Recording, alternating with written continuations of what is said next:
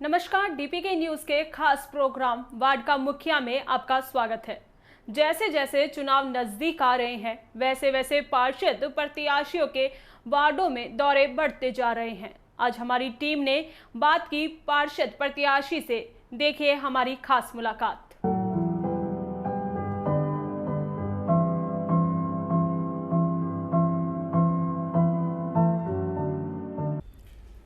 नमस्कार, स्वागत है आपका डीपीके न्यूज़ में। और आज हम पहुंचे हमारे स्पेशल प्रोग्राम वार्ड के मुखिया के तहत वार्ड नंबर 142 में, जहां हम बात करेंगे निर्दलीय पद से उम्मीदवार शंकर लाल अग्रवाल से। तो सबसे पहले तो सर स्वागत है आपका हमारे चैनल में। नमस्कार। सर, आपका राजनीतिक कैरियर? मेरा राजनीतिक कैरियर तो वैसे ज़्यादा बड़ा नहीं है। मैं समाज सेवी आदमी हूँ, लोगों से जुड़ा हुआ हूँ। मेरे को करीब 2-3 साल हो गए राजनीति के अंदर आए। मैंने एमएलए का चुनाव निर्दलीय लड़ा है और मैं लोगों के दिलों में जाके और उनका काम एक सरकारी लेवल पे जाके काम करवाना चाहता हूँ, जो कि सरकार नहीं कर पाती है। मेरा उद्देश्य एक ही रहा है कि जो सरकारी योजनाएं हैं, चाहे सरकार से मिलने वाली सभी सुविधाएं, वो मैं अपने वार्ड के मेंबरों को दे सकूं, जो कि यहाँ के अधिकारी हो, चाहे कर्मचारी हो, चाहे सरकार हो, वो उनको प्रोवाइड नहीं कराती है। मेरा संकल्प यही है कि मैं सरकार की हर योजना को मेरे क्षेत्र के हर मेंबर को पहुँचाऊँ। सर, जैसे अभी आप चुनाव मैदान में हैं और वोट मांगने के लिए घर घर जा रहे हैं, तो आपको किन किन परेशानियों का सामना करना पड़ रहा है और कौन कौन से मुद्दे हैं आपके? जैसा कि परेशानियों की बात है, तो पहली बात तो कि कोरोना के अंदर इतने बड़े चुनाव हो रहे हैं, ये एक बहुत बड़ी बात है। और इस बीमारी के अंदर हम क्या है, चुनाव के दौरान जब जनसंपर्क करते हैं और लोगों के घरों में जाते हैं, तो एक दहशत का माहौल है। लोग बाग घरों से बाहर नहीं निकलना चाहते और हमारी बात समझने को तैयार नहीं होते कि हम आए हैं, हमारी बात सुने। हम जो कैंडिडेट जो खड़ा है, हम चाहते हैं कि भाई पब्लिक उनको जाने, कि जभी तो वो वोट दे पाएंगे। कि भाई कैंडिडेट को जानेगी नहीं जब तक वोट कैसे देंगी? क्योंकि हो पाता है कि कई बार कई मेंबर से मुलाकात नहीं हो पाती है, लेकिन फिर भी हमें बहुत बढ़िया रेस्पॉन्स मिला है। लोग बाग चाहते हैं कि कोई नया मेंबर आए और हमारे वार्ड के लिए काम करें। पार्टियों को सबने वोट दिया है, एक निर्दलीय पे विश्वास करके देखें और उस पर उम्मीद बना के रखें। मौका सबको दिया है, तो एक बार निर्दलीय को भी चांस देनी चाहिए और उनको नेचर देखना चाहिए, उनको उसका व्यवहार देखना चाहिए कि भाई किस तरह से वो आदमी खड़ा हुआ है और उसका यानी मकसद क्या है, उसके पीछे उसकी सारी जानकारी लें और उसके बाद में उसको वोट दें। क्योंकि उनका वो जो वोट है वो अमूल्य है, उसको व्यर्थ ना गंवाएं कि आपने एक सिंबल देख के किसी को वोट दे दिया। सिंबल पे ये चीज़ें नहीं चलती हैं, ये चीज़ें चलती हैं, ये नगर निगम के चुनाव हैं, वहाँ के कैंडिडेट पे डिपेंड करता है कि वहाँ के लिए वो बंदा क्या काम कर सकता है। और मेरा मकसद यही है कि मैं मेरे क्षेत्र को आगे बढ़ाऊं और उसके लिए कुछ करके जाऊं। एक बॉर्डर पे एक जवान वहाँ पे अपनी जान को जोखिम में डाल के और पूरे देश को बचा रहा है, और क्या हम यहाँ पे बैठ के और हमारे देश की सेवा नहीं कर सकते? किसी भी तरीके से समाज सेवा के रूप में हो, चाहे किसी भी सेवा के रूप में हो, एक अच्छे इंसान को आगे बढ़ने के लिए कोई मौका नहीं है। मेरा बस पब्लिक से यही गुजारिश है कि मेरे को समर्थन दें और वो आदमी को पहचानें और उसके बाद में वोट दें, किसी पार्टी को वोट ना दें। सर, जैसा कि हम बात कर लेते हैं आपके वार्ड की, तो सर वार्ड में कौन कौन सी समस्याएं ऐसी हैं जो अभी तक पब्लिक के ऊपर हैवी हैं और उनसे पब्लिक अभी तक जूझ रही है? सबसे पहली समस्या जो हमारे वार्ड की है 142 की, यहाँ पे चाहे कोई सी भी पार्टी आई हो, मैं किसी का नाम क्या लूँ, बाकी पार्टियाँ तो दो ही बची है आपके सामने। एक तो नियमन को लेके बहुत बड़ा इशू है। आज तक सारे नेता जितने भी आए नियमन के लिए बातें कर जाते हैं, वादे कर जाते हैं बहुत बड़े बड़े, लेकिन आज तक नियमन नहीं हुआ। सबसे पहली प्रायोरिटी मेरी ये रहेगी कि नियमन को वास्तविक रूप में पहले करा जाए। दूसरा चीज़, जनरल प्रॉब्लम्स जो एक नगर निगम के चुनाव में होती है, जैसे कि साफ़ सफाई, सीवरेज की प्रॉब्लम, पानी की प्रॉब्लम, बिजली की प्रॉब्लम। यहाँ पे इंसान के घर के बाहर झाड़ू नहीं करती, वो आदमी क्या तो पानी ठीक कराएगा, क्या बिजली ठीक कराएगा। मैं उन सब प्रॉब्लम से यानी अवगत हूँ, जो जनरल प्रॉब्लम्स होती है लोगों की, और आम इंसान केवल जनरल प्रॉब्लम से ही दुखी है। उनको सेंट्रल से कोई मतलब नहीं है कि वहाँ पे क्या प्रॉब्लम चल रही है, बॉर्डर पे क्या प्रॉब्लम चल रही है, उनको कोई मतलब नहीं है।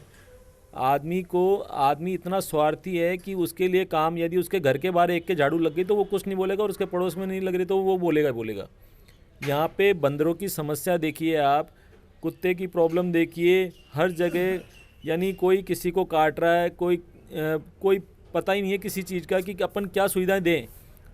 अपन पार्षद के पास जाते हैं, साहब हमारे को शिकायत कर दी, कल आएंगे साहब। वो पकड़ने वाले आते हैं, वो भी बेचारे चले जाते हैं क्योंकि उनके पास में फैसिलिटीज़ नहीं है। हमारे पार्षद के पास में इतना समय नहीं है कि हमारी प्रॉब्लम्स को दूर कर सके, तो फिर किस काम का पार्षद वो। मैं वो पार्षद बनना चाहता हूँ जिसको 5 साल बाद लोग बाग ये कहें कि शंकर जी आपको खड़ा रहना है, आप खड़े रहोगे हमारे लिए, आप बैठ नहीं सकते। हो सकता है मैं 5 साल बाद थक जाऊँ, लोगों की परेशानियाँ झेल के, लोगों के ताने सुन के, लोगों के कर्मचारियों के ताने सुन के, सरकार के, हो सकता है मैं बैठ जाऊँ, लेकिन मेरे को विश्वास है कि मेरी पब्लिक, मेरे जो मित्र भाव हैं वो मेरे को खड़ा रखेंगे कि आप में ही वो जज्बा है कि आप ये काम कर सकते हैं और आपको खड़ा रहना पड़ेगा। मैं वो 5 साल ऐसे निकालना चाहता हूँ। सर हम बात कर लेते हैं, जैसे कि अभी कोरोना काल चल रहा है, तो कोरोना काल में आप पब्लिक के बीच में कैसे रहे, और जैसा कि आपने हमें बताया कि थोड़े समय पहले कि आप एक संस्था भी चलाते हैं, तो सर उसके बारे में भी। मेरा एक ग्रुप है जिसका नाम NNC ग्रुप है, नीट एंड क्लीन लालकोटी करके नाम है उसका। मैंने इसके अंदर एक ही चीज़ सोची कि सबसे पहला स्वच्छ भारत अभियान के तहत अपन हर जगह सफाई कराएं। मैंने अपने लेवल पे बहुत जगह सफाई कराई। यहाँ पे सबसे बड़ा इशू क्या है, खाली प्लॉटों का। खाली प्लॉट जितने भी हैं वो कचरा घर हो रहे हैं, और ये काफ़ी बार न्यूज़ आती है, लेकिन आज तक ऐसा कुछ भी नहीं हुआ कि खाली प्लॉटों पे एक्शन लिया जाए और उनके प्रति सरकार एक काम करे बढ़िया। जो अब आप ये देख लीजिए कि उसके अंदर कचरा गिरने वाला है कौन, जो भी है कॉलोनी के लोग हैं, और जो मालिक है वो अपने ज़मीन खरीद ली, कहीं बाहर शिफ्ट हो गया, कैसे भी शिफ्ट हो गया, उसको अपने ज़मीन के प्रति कोई लगाव नहीं है। क्यों? क्योंकि उसकी प्रॉपर्टी बनी हुई है, उसको क्या लेना देना है। तो ये सब काम क्या है, प्रशासन के और सरकार के देखरेख में होना चाहिए, जो कि नहीं हो रहा। दूसरी चीज़, पर्यावरण को लेके पार्षद के पास में देख लो या सरकार के पास में बहुत सारी योजनाएं आती हैं, लेकिन वो उन पे काम नहीं करती है। सब करप्शन के अंदर पूरा पैसा चले जाता है। मैंने अपने जो मार्केट है लालकोटी मार्केट, उसके अंदर सभी दुकानों के बाहर मैंने गमले रखवाए, पेड़ पौधे लगाए। मेरा यही है उद्देश्य कि हर घर के बाहर एक पौधा कम से कम होना चाहिए। घर के अंदर तो आप उगाते हो, बाहर भी होना चाहिए।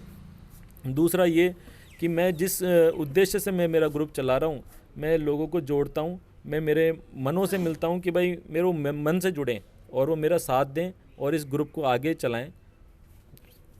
सर कोरोना काल में आप पब्लिक के बीच में कैसे रहे?